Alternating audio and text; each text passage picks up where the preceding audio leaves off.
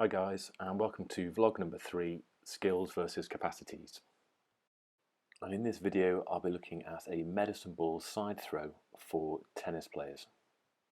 This is an exercise I use with all my tennis athletes, teaching them to generate rotational power through the feet.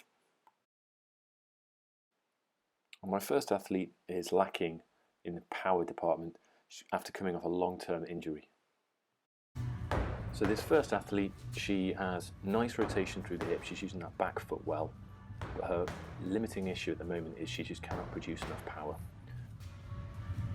And my second athlete, she's limited in her rotational skill, she's able to produce great power.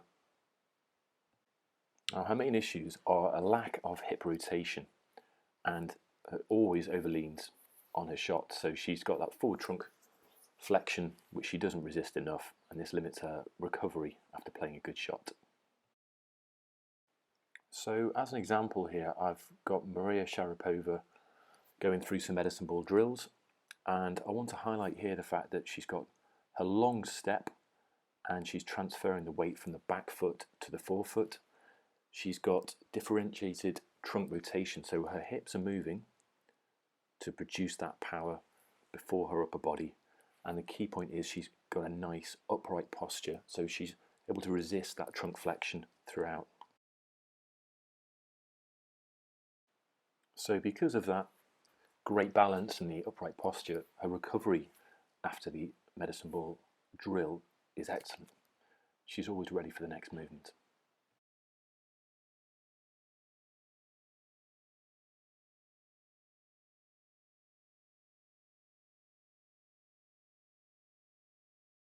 So coming back to my initial athlete, now obviously this is a far more static version of the medicine ball drill compared to the one Maria Sharapova is doing. So the forces this athlete is producing are delivered at a far slower rate than I want them to be. The base of the stance is too narrow and she's not deep enough. She needs to increase her knee and hip flexion.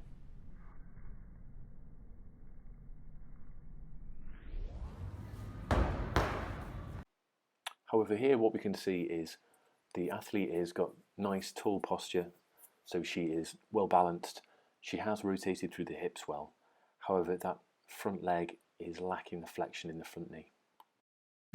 My main focus with this athlete, however, will be away from the tennis courts.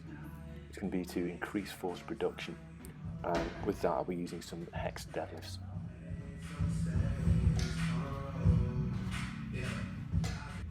I'd also be looking to increase the rate at which we develop the forces, such as plyometrics, and this is an example of me using a depth jump. Now I appreciate that this is quite an advanced exercise, so I'd make sure the athlete can land safely before we add any rebound elements into it. Moving back to my second athlete, she does have a good long step and the weight transfer. There's a lack of rotation or movement really in her hips, and she's unable to resist the trunk flexion, so she will always lean forward, and this really reduces her ability to recover from playing a powerful shot. So in order to produce the power, this athlete is using weight transfer, and so she'll always end up leaning too far forward. What I need to teach her to do is to minimize that same level of weight transfer by using her hips, and she can keep her posture far more upright then, which will aid in her recovery after playing the shot.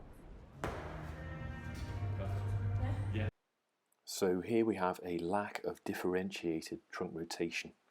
She uses her legs and weight transfer for power generation. As a result, she will always flex her trunk too far forwards. So this is one of the technical drills I'd use with the athlete.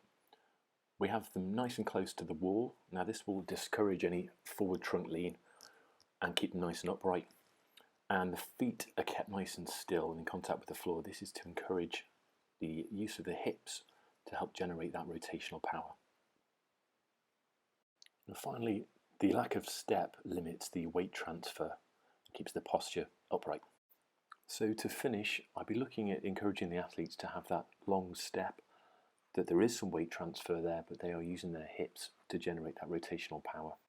And it's essential that they can maintain that upright posture and really resist that trunk flexion throughout, and this helps keep them nice and balanced and always ready to recover for the next shot.